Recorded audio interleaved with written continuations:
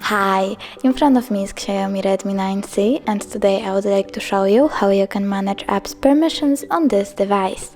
Firstly, open Settings. Now scroll down and choose Apps.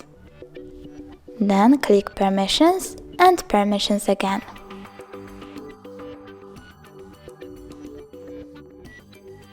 Over here, pick one of the options.